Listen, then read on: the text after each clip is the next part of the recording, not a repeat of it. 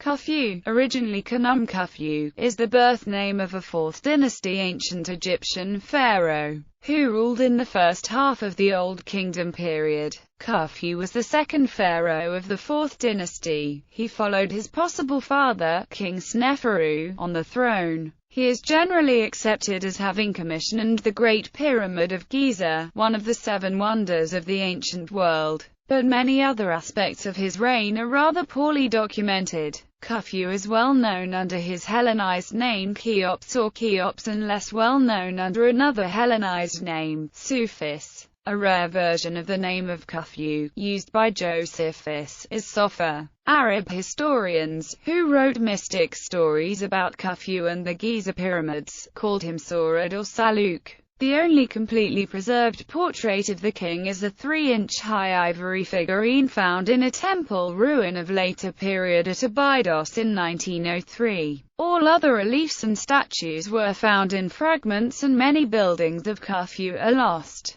Everything known about Khufu comes from inscriptions in his necropolis at Giza and later documents. For example, Khufu is the main actor of the famous papyrus West-Ka from the 13th dynasty. Most documents that mention King Khufu were written by ancient Egyptian and Greek historians around 300 BC. Khufu's obituary is presented there in a conflicting way. While the king enjoyed a long-lasting cultural heritage preservation during the period of the Old Kingdom and the New Kingdom, the ancient historians Manetho, Diodorus and Herodotus hand down a very negative depiction of Khufu's character. Thanks to these documents, an obscure and critical picture of Khufu's personality persists. Family. Khufu's origin. The royal family of Khufu was quite large. It is uncertain if Khufu was actually the biological son of Sneferu. Mainstream Egyptologists believe Sneferu was Khufu's father, but only because it was handed down by later historians that the eldest son or a selected descendant would inherit the throne.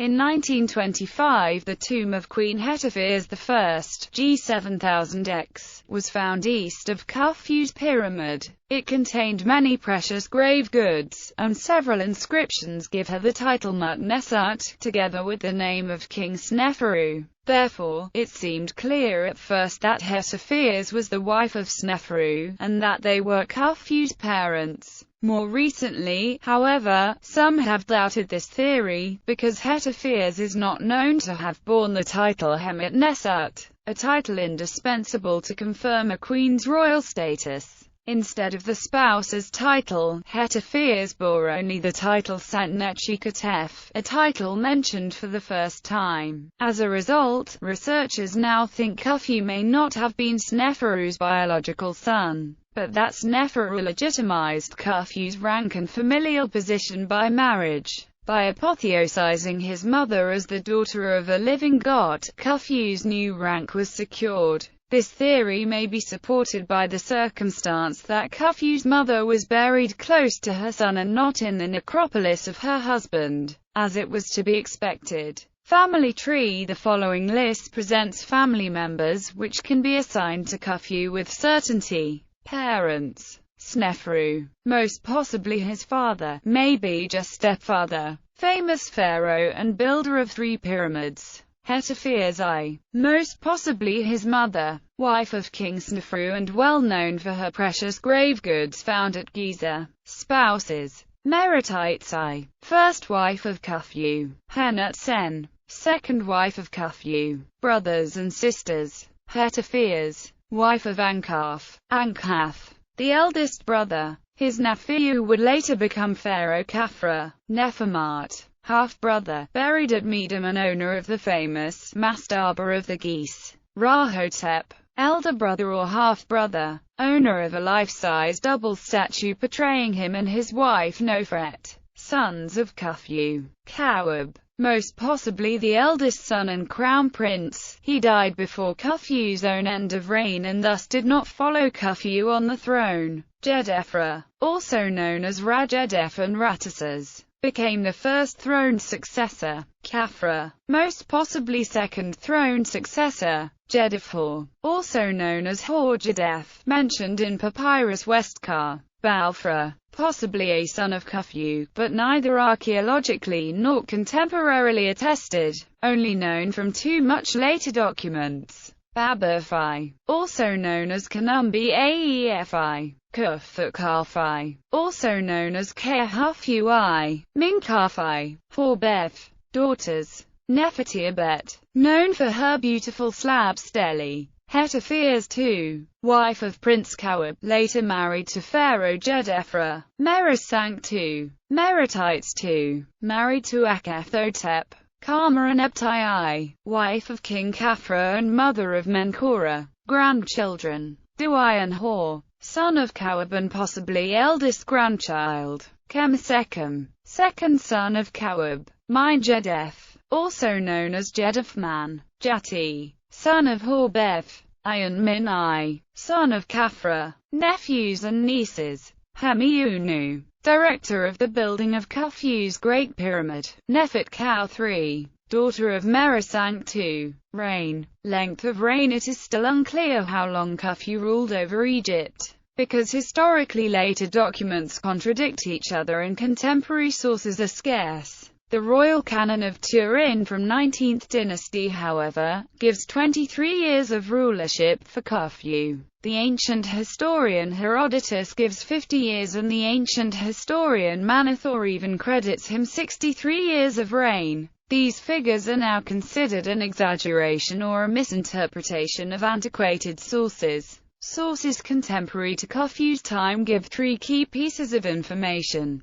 One of them was found at the Dakhla oasis in the Libyan desert. Khufu's Serik name is carved in a rock inscription reporting the Mefert traveling in the year after the 13th cattle count under Hormet-Jeju. The second source can be found in the relieving chambers inside Khufu's pyramid above the burial chamber. One of these inscriptions mentions a workman's crew named Friends of Khufu, alongside the note, in the year of the 17th cattle count. But it is questioned if the number of years points to an biennial cattle count, or if the number must be taken verbatim. Newer evidence from Wadi al-Jarf, however, give a third clue about the true length of reign. Several papyrus fragments contain handwritten reports from a royal harbour at today Wadi al-Jarf. The inscription describes the arrival of royal boats with precious ore and turquoise in the year after the 13th cattle count under Hormet-Jed. Therefore, Khufu's highest known and certain preserved date is the year after the 13th cattle count. In attempt to solve the riddle around Khufu's true length of rulership, modern Egyptologists point to Sneferu's reign, when the cattle count was held every second year of a king's rulership.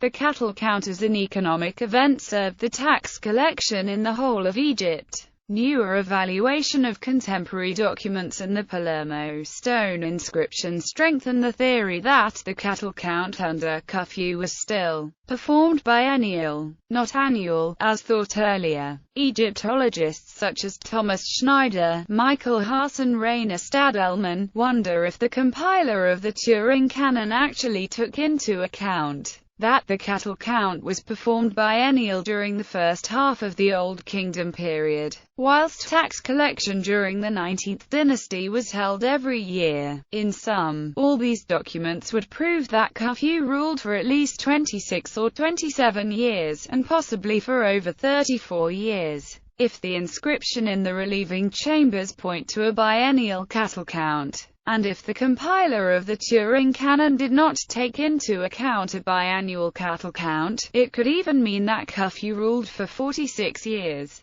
Political activities. There are only few hints about Khufu's political activities within and outside Egypt. Within Egypt, Khufu is documented in several building inscriptions and statues. Khufu's name appears in inscriptions at El Kab and Elephantine and in local quarries at Hatnub and Wadi Hammamet. At Saqqara, two terracotta figures of the goddess Bastet were found. At their bases the Horus name of Khufu is incised. They were deposited at Saqqara during the Middle Kingdom, but their creation can be dated back to Khufu's reign. Wadi Megiray. At the Wadi Megiray in Sinai, a rock inscription depicts Khufu with the double crown. Khufu sent several expeditions in an attempt to find turquoise and copper mines. Like other kings, such as Sekhemkhet, Sneferu and Sahuri, which are also depicted in impressive reliefs there, he was looking for those two precious materials. Khufu also entertained contacts with Byblos. He sent several expeditions to Byblos in an attempt to trade copper tools and weapons for precious Lebanese cedar wood. This kind of wood was essential for building large and stable funerary boats, and indeed the boats discovered at the Great Pyramid were made of it. Wadi al-Jarf. New evidence regarding political activities under Khufu's reign has recently been found at the site of the ancient port of Wadi al-Jarf, on the Red Sea coast east of Egypt. First traces of such an harbour were already excavated in 1823 by John Gardner Wilkinson and James Burton, but the site was quickly abandoned and then forgotten in time. In 1954, French scholars François Bissy and René Chabot-Morisseau re-excavated the harbour, but their works were stopped soon, too. The reason for this was the Suez Crisis. In June 2011, an archaeological team led by French Egyptologists Pierre Tallet and Gregory Marouard, organized by the French Institute of Oriental Archaeology, restarted work at the same place. Among other material, a collection of hundreds of papyrus fragments were found at the site. 10 of these papyri are very well preserved. The majority of these documents date to the 27th year of Khufu's reign and describe how the central administration sent food and supplies to the sailors and wharf workers. The datation of these important documents is secured by phrases typical for the Old Kingdom period, alongside the fact that the letters are addressed to the king himself and Khufu is addressed by his Horus name. This was a typical behavior when an addressed king was still alive. When the ruler was already dead, he was addressed by his Khufu name or birth name. One document is of special interest: the Diary of Merera, an official involved in the building of the Great Pyramid. Using the diary, researchers were able to reconstruct 3 months of his life, providing new insight into everyday lives of people of the 4th dynasty.